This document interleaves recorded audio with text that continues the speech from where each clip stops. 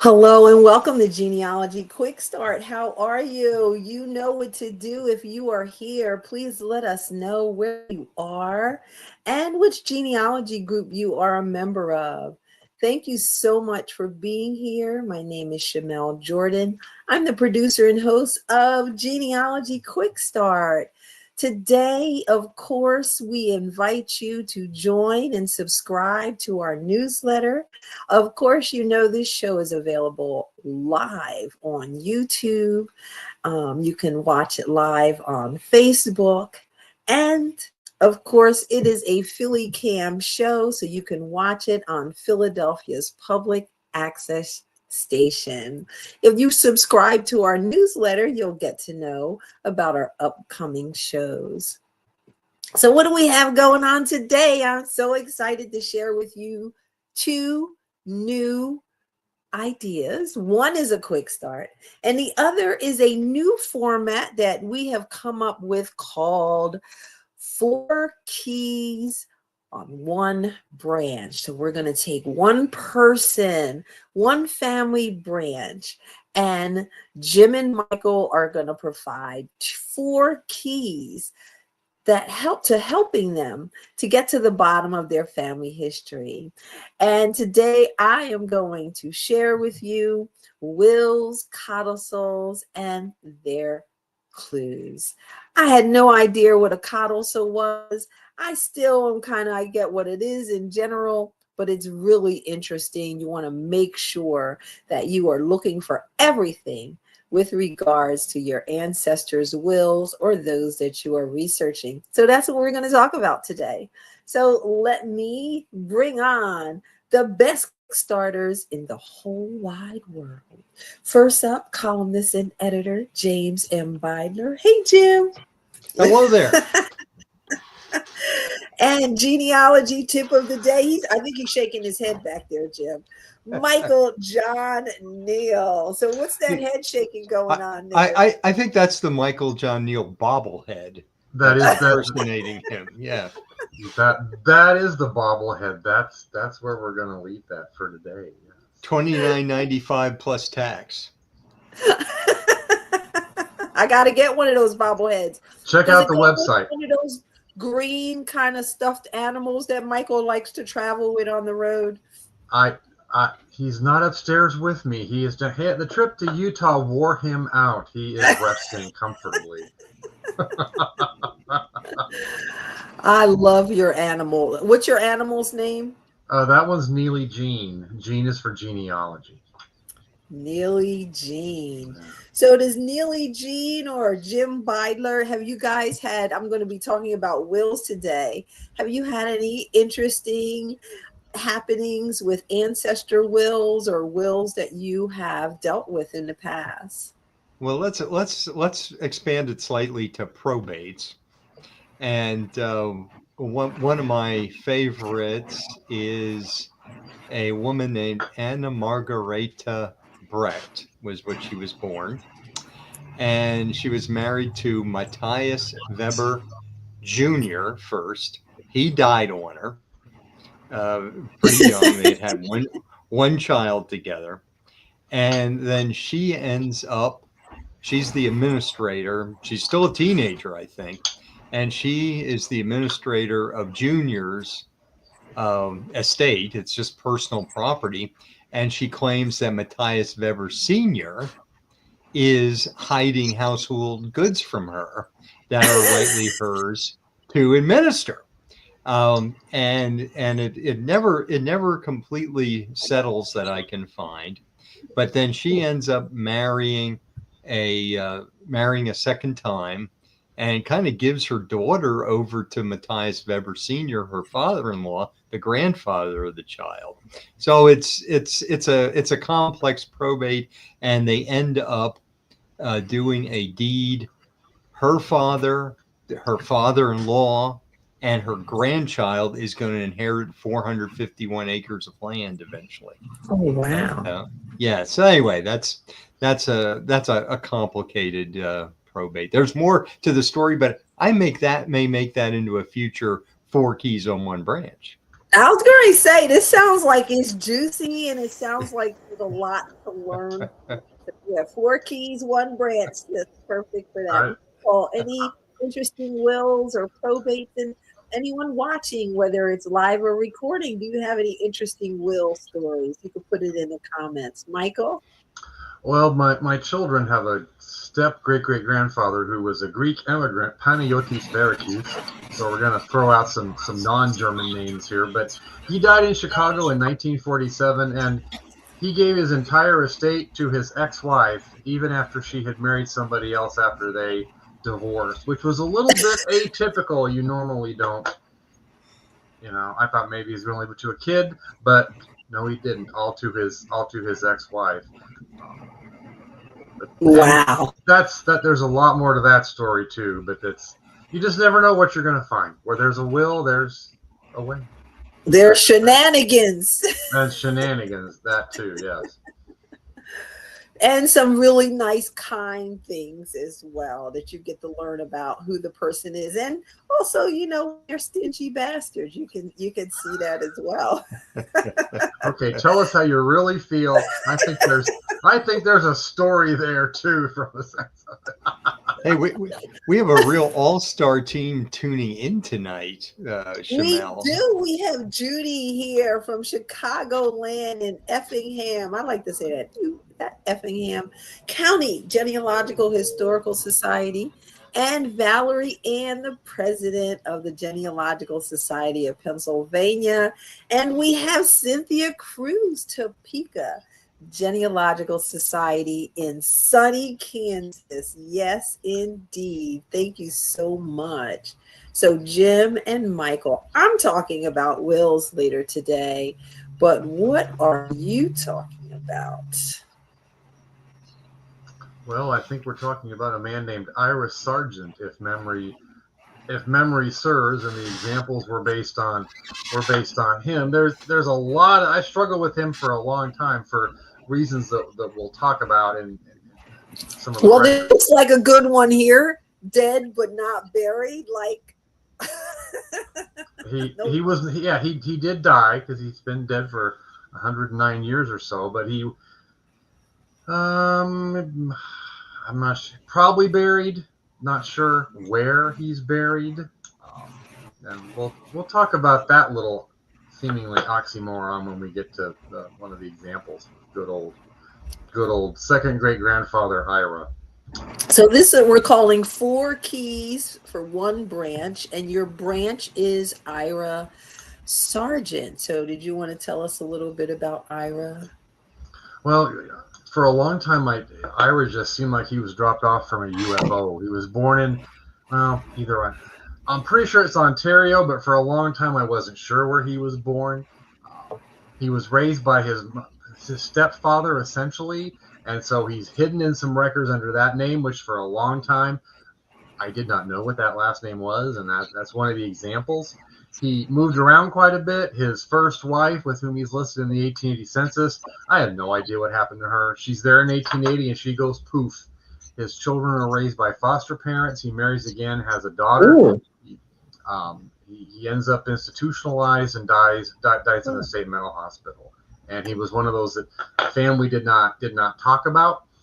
I really think his childhood was really rather difficult. His father died very young, when he was probably 6. Mother died a few years later after she married a guy and had a couple kids with him. Stepfather moved around a lot. After that, drug Ira and his siblings around, and I just think he just had a challenging childhood from what I've known about him. Sounds like it. Yeah. Sometimes, unfortunately, that happens. Unfortunately. And that makes it that more difficult.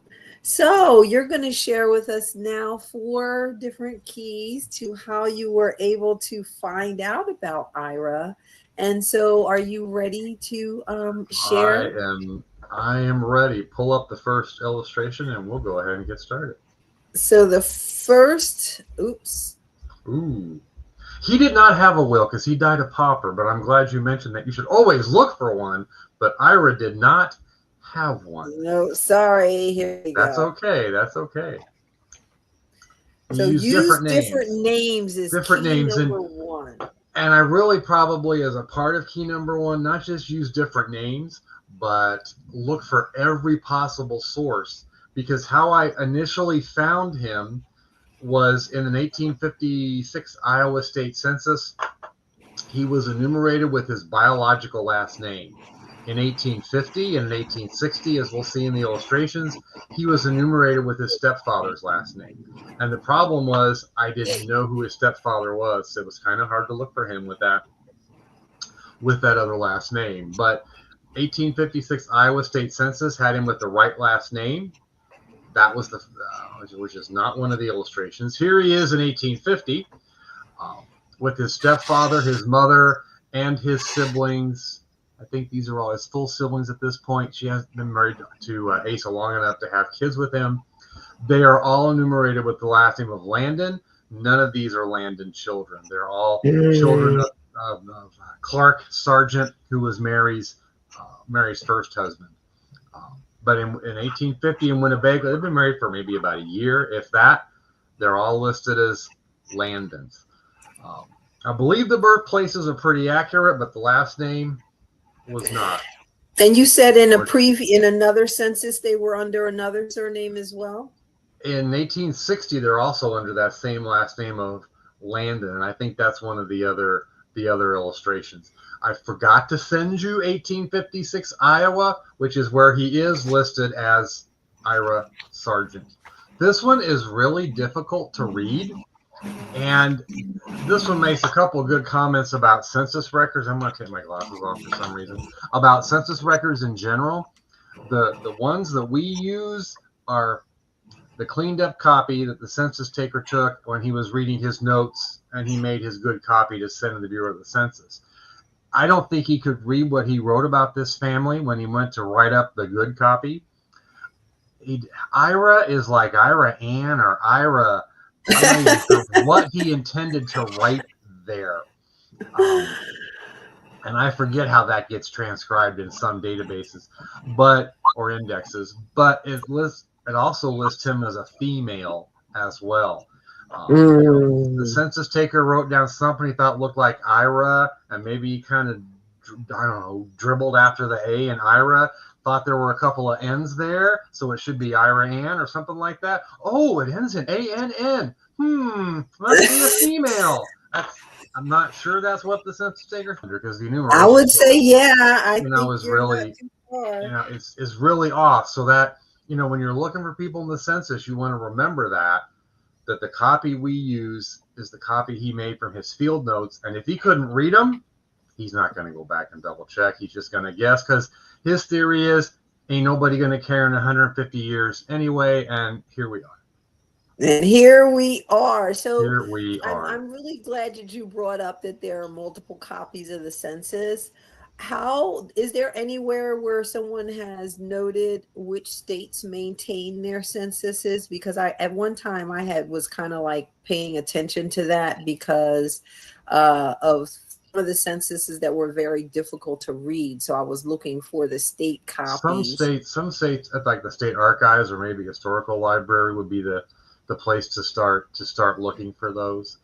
Okay, cool. But even those copies, that's a transcription of his field notes. So if he couldn't read them, he might have just kind of guesstimated and went on, which is what I think he did in that case.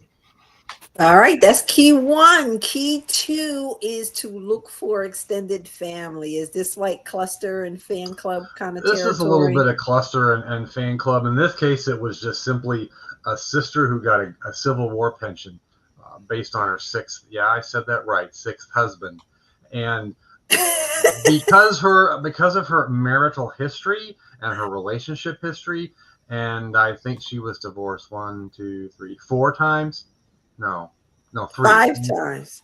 Well, no, some died on her, but she divorced them too. Okay. But because of her extensive marital history, there was a special examiner sent out to interview her. And if we look at a couple of the examples about that, she gives really, really great testimony to the examiner. And that's not it. That's not it. No, those ones kind of have a yellowish background. on them. Here we go. That's it. This is just part of her extensive affidavit about her pension. She gives her name, gives her maiden name, says, I was born 20 miles from Toronto, Canada, a town named Darlington, 80 or 90 years ago. She isn't sure how old she is. My father was Clark Sargent. My mother was Mary Lucinda Dingman. Both are dead. Nice. When I was 8 years old, we went to Winnebago County, Illinois, a little bit north of Rockford. Father was a gadabout. And I'm reading right from the affidavit. Father was a gadabout, and he went off while we were living in Illinois. And it makes me think he really didn't, without going into the details of his lack of pension records or pension probate records in Illinois. Before I even saw this, I have wondered if he was really dead because there was no pension or was no probate because he had all the property. And then she pretty much says he just ran off. Gadabout, yeah. And then it says Mary, she remarries, the mother remarries. Asa Landon, that's the guy we saw a little bit earlier. And then they moved around a lot. She goes into the moves, which we're not going to go into the moves. I can't remember a few places she says. And then if you go to the next slide, this is part of where it gets to for me, the really good stuff. She heard her brother went back to Illinois and died. His name was Ira Sargent. And then she talks about her sister and a couple other sisters. So there in her affidavit, I confirmed all of these relationships, a couple of which I had suspected, others I had not. But her affidavit was really, nice. Really good in giving her, so you want to look for those, pensions of those siblings, because I didn't dream it would give me all this information about not just Emmer. That was her name, Emmar, and her siblings and her family. And then there's umpteen pages about her marriages, her divorces. She even indicates which husband was the best husband. She did. She said which one was the best husband. It was actually the best husband was did not she say the one. Why? I just think he had a better job. I'm not really sure. I don't know. She didn't say why it was better. But the better husband was not the one she married twice, because her first husband was also her fourth husband. And they asked her why she married her first again as her fourth. And she said, my boys wanted me to get back with their dad, who was 30 years older than her, which is a whole nother story. Oh, dear. That's a good phrase for it. Yeah. But keeping on focus, because we could talk about Emmer for days. They're in that, her affidavits gives all that good information. It confirmed relationships. It indicated where some of the people went, which I didn't know where some of her siblings went. So it confirmed that for me. It also confirmed in some ways they didn't really keep in touch. I just heard he went here and he died. So it kind of gave me a little bit of that social history perspective that I didn't have before.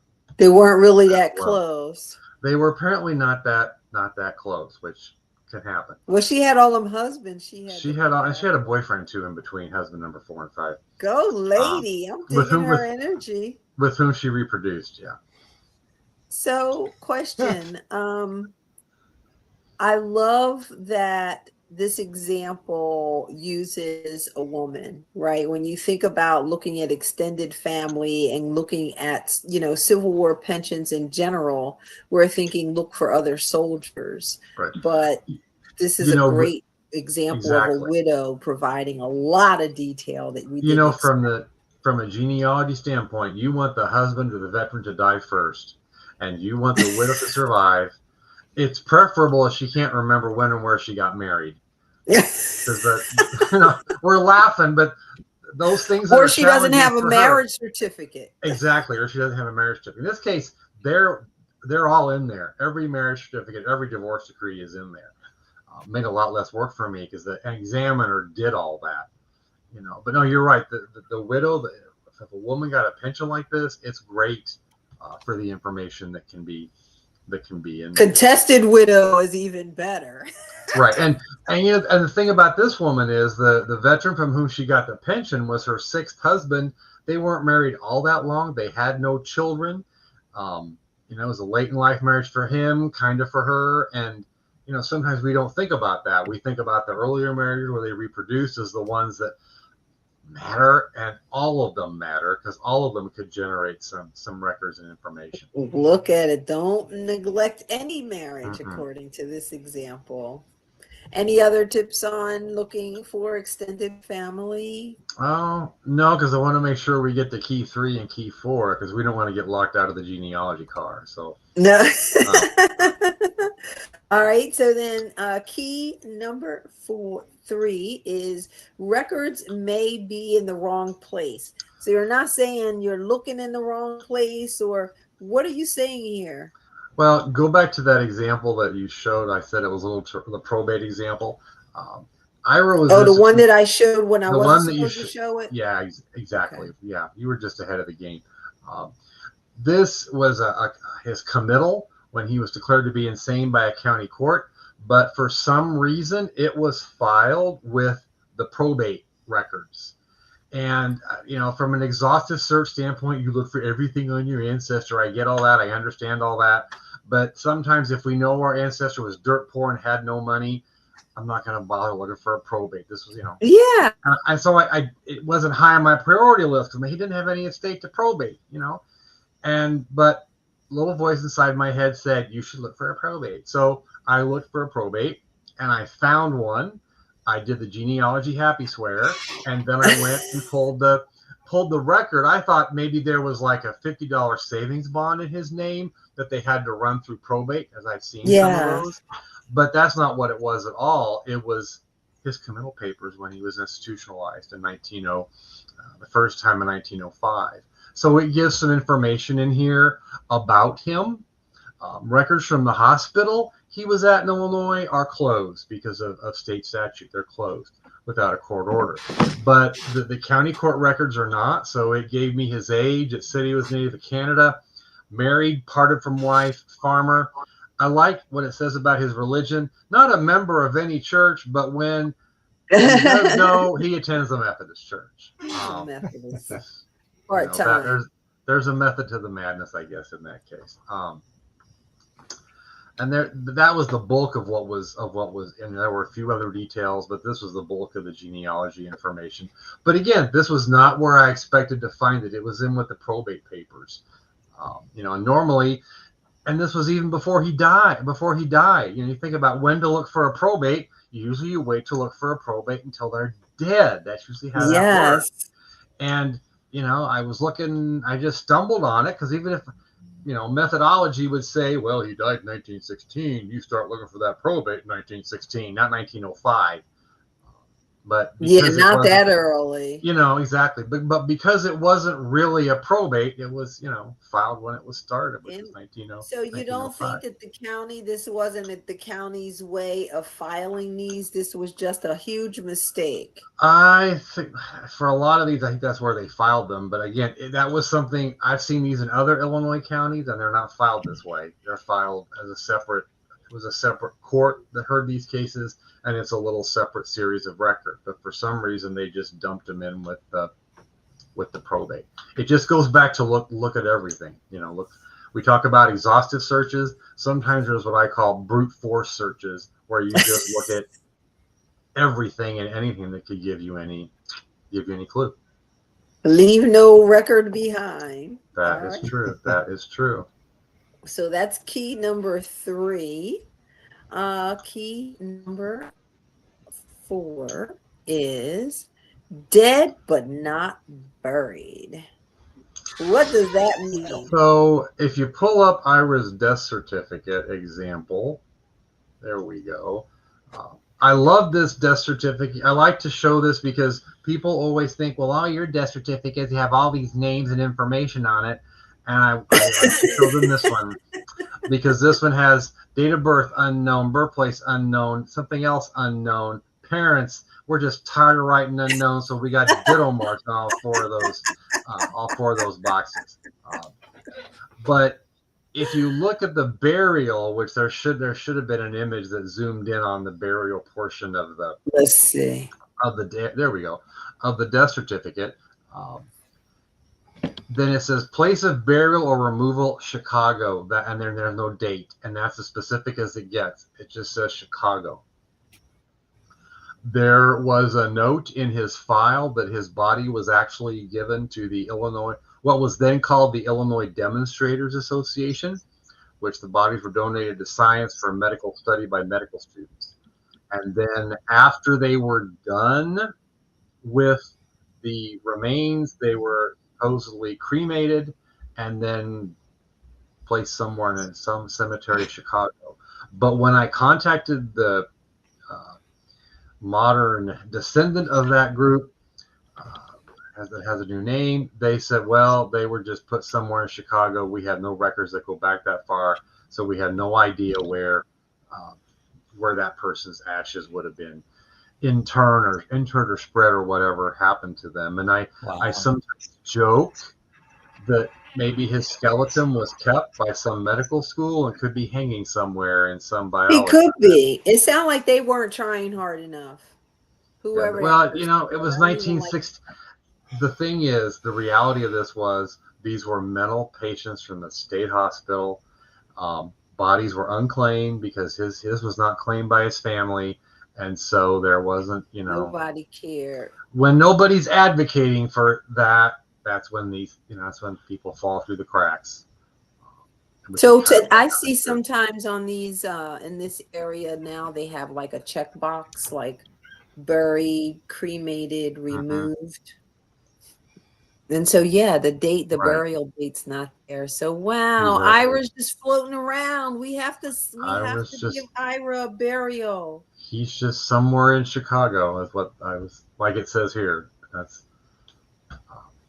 Did it say which? It said which organization. It didn't. It wasn't specific. Not. It didn't. It didn't say. It didn't say here. There was another record in his court case file that indicated it went to the Illinois Demonstrators Association. Okay. Okay. But no, that was not on the death certificate at all. Poor Ira. I'm so sad for Ira. He's floating around. So he has no descendants? Yeah. You're looking at one of them. Yeah. Oh, okay. I'm sorry. Yeah. He's my great grandfather. Yeah. He dropped and then he rolled out. Okay, I forgot. He's a what was Gadabout? Gadabout. That was his father was the Gadabout. Oh, okay. Sorry, I'm all mixed up. And Ira's first wife went poof. I don't know what happened to his first wife, who's my great grandmother. After 1880, she just evaporates. But you was able to find out where about Ira through all of these different means. So let's look at these 4 keys. Dead but not buried, Ira Sargent. So key 1 was to use different names. He was under stepdad's name. Key number 2 is to look for extended family. I love the pension record. Key 3 is that records may be in the wrong place. That was huge, Michael, having that commitment record and the probate. And then key 4, dead but not buried. That wonderful clue on the death certificate. One last thing about his name that I forgot to mention. His middle name was William. And I didn't learn that until years later. And there is one record where he's William Sargent without the I. And, you know, middle names matter, and sometimes we don't always know those. Wow. Good on you bringing Ira back to life, even though if we don't know if he's dead, we don't know where he's buried. We don't know where he's buried.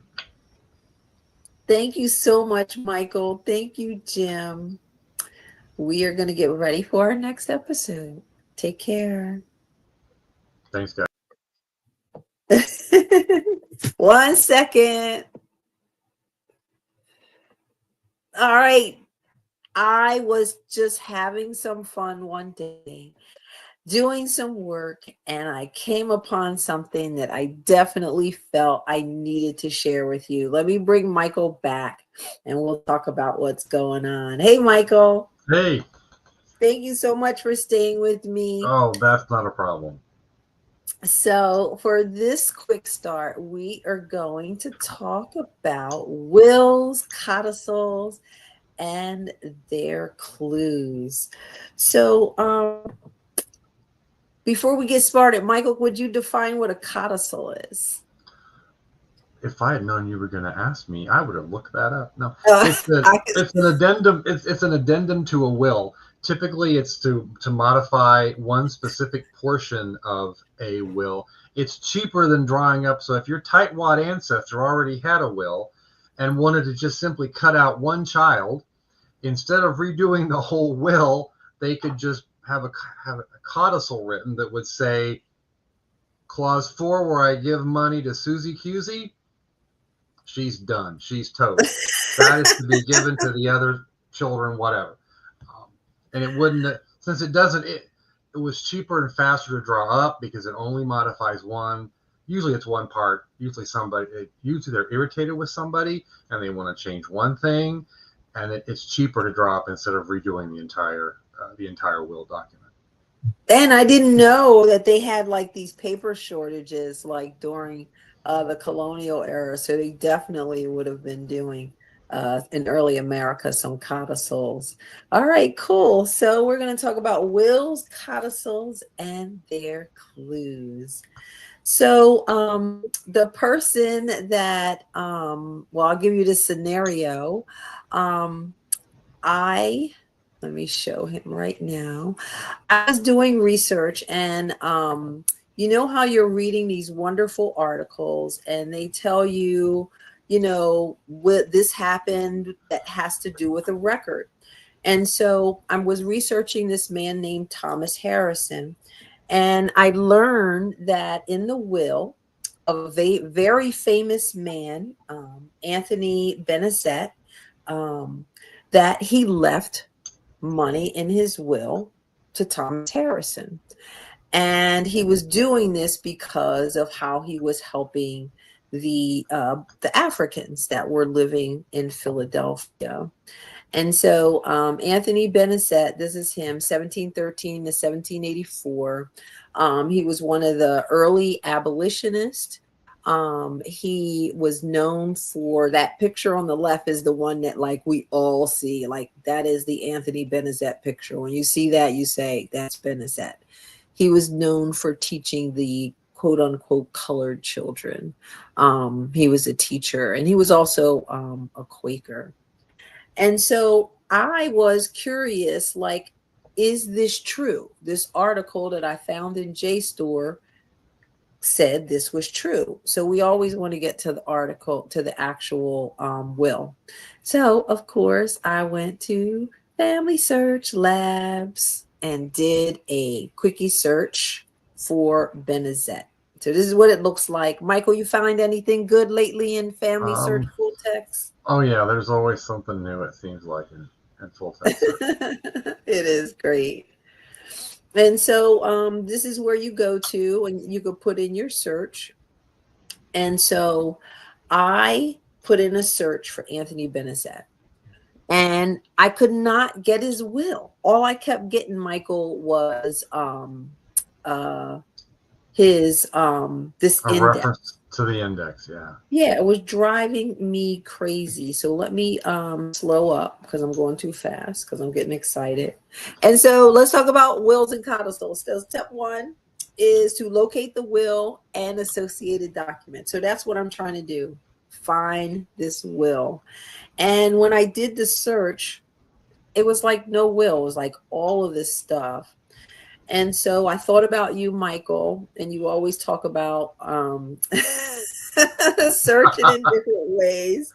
And so, when you get this index, where is it at? When you get this index, you're supposed to go to Book Q, page 482. So this is full text search, right? You're not like browsing. And so what I did instead is I noticed that the person above him was in the same book.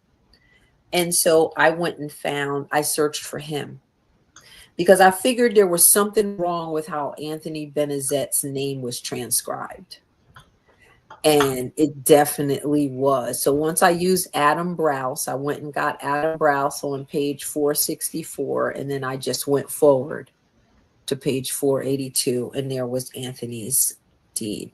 I need to figure out if there's something that I can do, if I can edit that transcription. Do you know if you can edit the transcription with Family Search? I'd have to look. I know what you could have done if your little trick hadn't worked. You could have. What could I have done? You know, it's in book Q, page 482, and whatever. I'm not sure what county this is, but you would go search the catalog for that county. Oh, yes. And then drill down to book Q, and then get to page 4. And that was the first thing I was going to do. Go to the regular side of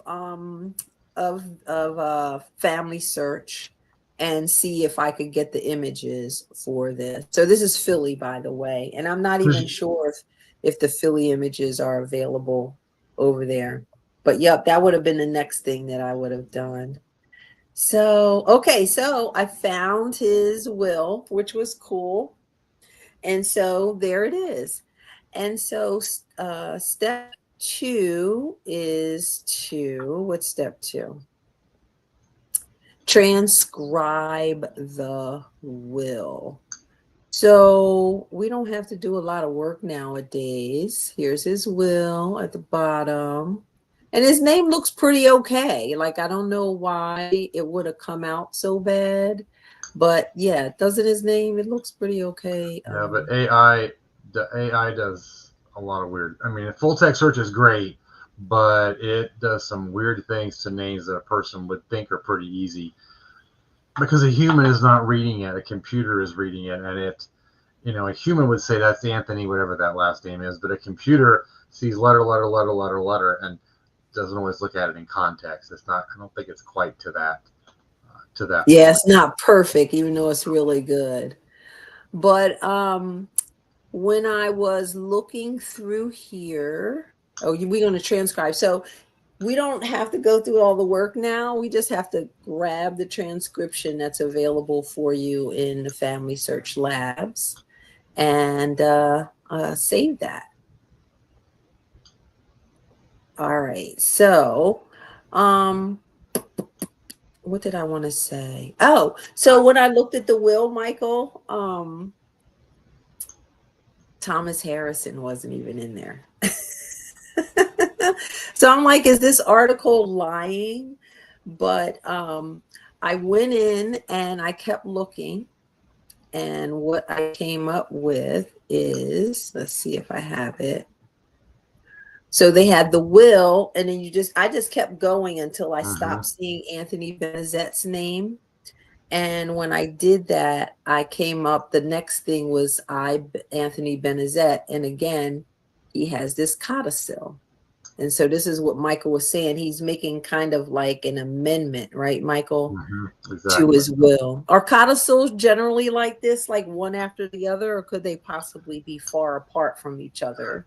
They could be far apart. I've got an ancestor who I think wrote probably 4 or 5 codicils to his will. What? And, well, the short version of this is, as his daughter's husband had financial issues. This was during the Depression.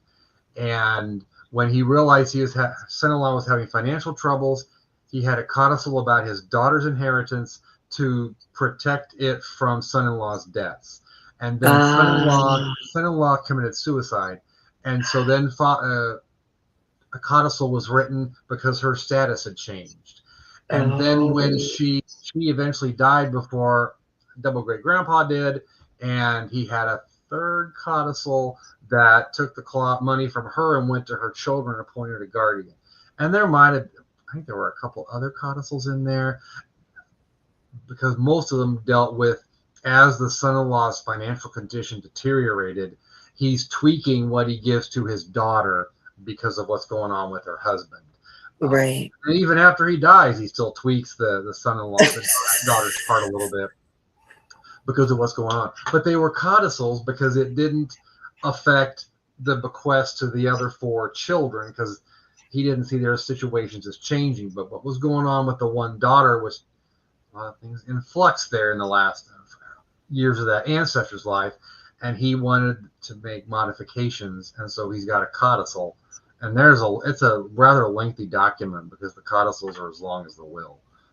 So they weren't like one after the other. There was time in between because things are status was changing. Right, exactly. Because in that case, things are going. It's like not a 10-year time span. These things are all going on, and something happens. I don't want that to be the way it is for Marie's, share my estate. So we go into lawyers like these things. We go into the lawyer and redraw that part of it up, and something happens 3 years later, and he redraws it up again. So if you know that your ancestor died, say 1800, you should be looking 10 years back and 10 years forward. Well, normally the codicil is going to be filed with the will, like it was in the case of the example that you saw. There was the will, and then the codicil was recorded directly after that. They should all be together because the codicil is it just modifies a part of the will. What you should be doing once you've made sure you've got the will and any codicils that were a part of it, you really should be asking yourself, why was he changing that part? Right. In my case, it was over and over again. But look to see if there's things in the family's lives that are going on, that might have caused the testator who wrote the will to see the need to make changes. Falling out with a child could be one reason. Change in financial status, like in the case that I talked about, or maybe even a child getting divorced, that would be a reason to modify. There's most likely others as well, but you want to be asking yourself, why? Because a genealogist always, you want to be 3 years old a lot of the time. You want to ask why, because sometimes we can't find those reasons, but sometimes we can get an idea of what was going on. When you look to see what was changed, that could give you a clue as to what was maybe going on behind the scenes. And telling you all about those family dynamics. Right. She said that she loves the full text search, found several things. Take it for granted, not all full text searches available from home. Yes, very true. I have found things that are only available at Family History Center libraries, and that is a great point. So when you use the full text search, there'll be some things that you can't see. Michael, I've been noticing often that, at least for me, often they're like tax records that I can't access. It really kind of depends on where your people are at. And for me, it's Indiana land records is where I have the bulk of that problem. But what you want to do, because you're not going to know what you're not getting unless you know it's in the catalog. And so the only way to know it's potentially in there is to look in the catalog and see what they have for that county. And then if you realize it's restricted, you can't get it at home, then full text search won't even pull it up.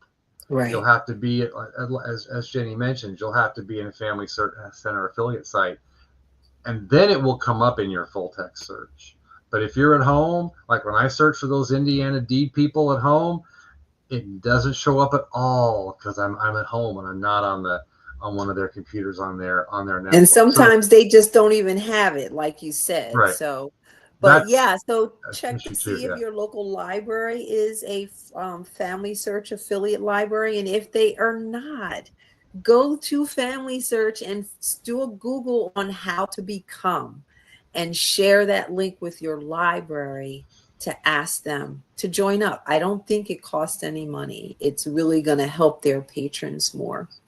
All right, so, and yes, Camden County folks, I'm trying to get it for us too.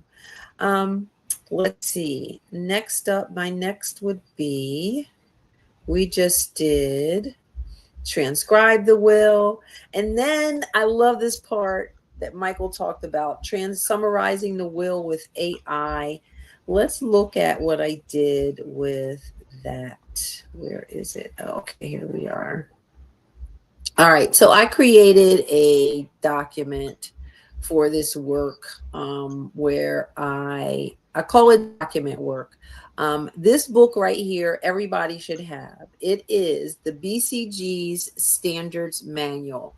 What I love about this manual is it enabled me to settle down as a baby researcher because it shows you what everything kind of looks like, what research reports look like, what you should do when you get a document, how to kind of like get into it the way Michael was talking about. And so I create little templates for myself so that every document I kind of do the same thing. Create a citation, do a transcription, abstract it if it makes sense, determine what the focus is, write what my analysis is, and what am I going to do next with it. And so here is my Anthony, and I didn't do all that stuff with it yet. Right now, I'm just trying to summarize it and see what is going on with it. So I learned this really cool trick from Stephen Little, Mr. AI guy. And Steve said to take that transcription from Family Search and paste it into like a Chat GPT and say, hey, Chat, create a table of this will that shows in column 1, the beneficiary, column 2, what their relationship is to the deceased, column 3, what the benefit is, and column 4, just as a way to check to make sure that they're pulling the right stuff. Show me the sentence that tells how they are related to the deceased. And so I did that for the will, and then I did that for the codicil. And what I didn't share is that it was the codicil where Thomas Harrison received the money, and it confirmed what they had in the article. So Michael, you were saying, so let's look at, I think I put some pages of what people got. So he has his siblings are getting like 5 shillings. His wife is getting the big stuff, right? Did he have children? And I don't, let's see, does he have children? I don't see any children listed. Yep, you have these. Here's the Public School of Philadelphia. He's giving the remainder of his real estate to his wife, and after the death, it goes to the school. So he was serious about his commitment. He put money to a schoolmaster in Burlington County. And then his nieces are getting pounds, 7 pounds. And then this is him giving Thomas Harrison, this is in the codicil, 25 pounds towards his expenses for what he's doing with helping people out. I thought that's pretty cool.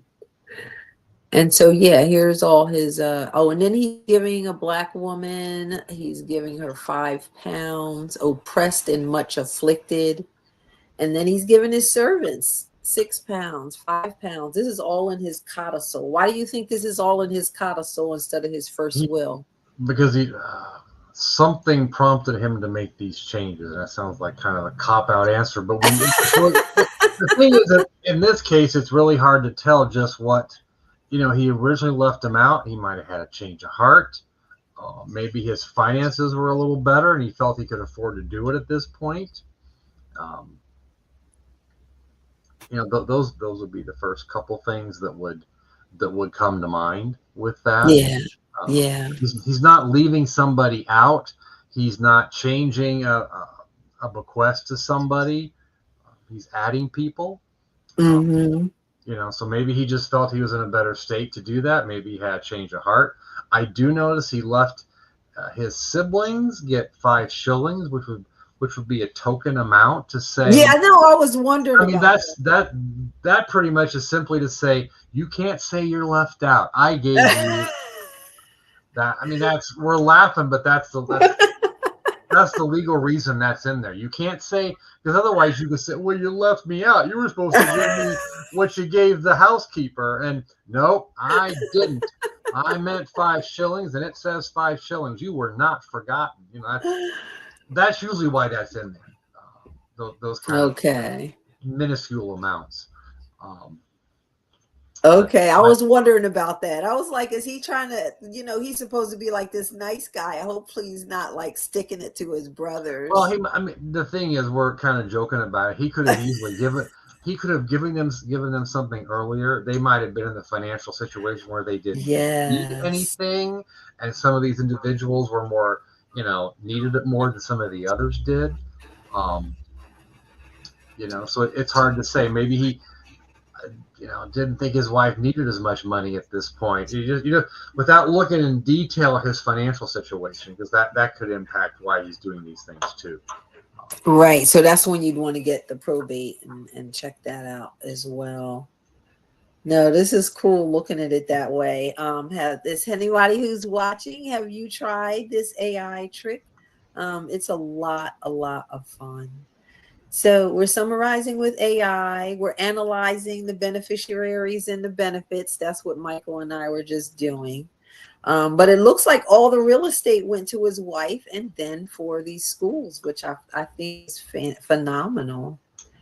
And step 5 is to gather the probate record. So I guess that would be another family search, full text search, right? And again, there's always a chance that family search doesn't have everything. You want to keep that. You want to keep that in mind. And sometimes with records from this era, if you ask AI to interpret it and summarize it, fair amount of the time it does an okay job. But every so often, an archaic term or something it might not understand it quite in the right context. So you always want to double check the conclusions that it's making, if for no other reason than to familiarize yourself that much more with the document that you're looking at. And Steve said the AI is a liar. It just wants to please you. So you got to check everything. Sometimes it does. One way is to tell it do not lie, don't hallucinate. I always ask it, kind of like what you did there. I will ask it, what makes you think that? And in this table, why do you think that? What's your source for that? That won't solve that 100% of the time. It will solve some of that. If you're asking AI to transcribe a document, which is not what Shamele did here, she took the transcription from Family Search and then used that as the starting point for the analysis. But always tell it to transcribe literal. Don't fix, don't modify, don't clean up the grammar, just verbatim. And even when you tell it that, sometimes it will, because it wants to be helpful. It will understand it better if it cleans up, the grammar. But as we know in looking at these old records, we don't want things cleaned up, because that's when we can overlook things, because errors can be clues, or maybe the way AI thinks it should be ends up leading us to a conclusion, or it to a conclusion that is not true. So very true. I did something today that I probably shouldn't be talking about right now, but I put a deed in there to ask it to do something with the land descriptions. And you know what it asked me? Do you want me to create a KML file? I was like, what? And then it was like, oh, the longitude isn't correct. And I said, well, why are you saying that? It said, because it's not in the proper format. Because of course it was meets and bounds. Right. And it's like, we have translated that, but you've run out of whatever. And so you have to wait until 6 o'clock tomorrow. So. Once I ask, sometimes I like to ask it things just to see what it will say. And I forget which one of them I asked. I used several. But I said, this person went from Ohio to Illinois in 1847. What route did they likely take? And it told me they took Interstate 70 until they got to Interstate 74. And I in the question I had said 1847. That was in there specifically, and it started talking about interstates. And I always, when it says something I don't agree with, I'll always say, "Where'd you get that?" And in this case, I said it was 1847. Don't think the interstates were. I didn't give the lecture about, you know, Howard and all that with the interstate system. I just simply said that, and then it pretty much said, "Oh, my bad, oopsies," or something to that effect. And then the answer was much better. Yes, once you poke it a little bit, and Yeah, it you know, will, so it will you've.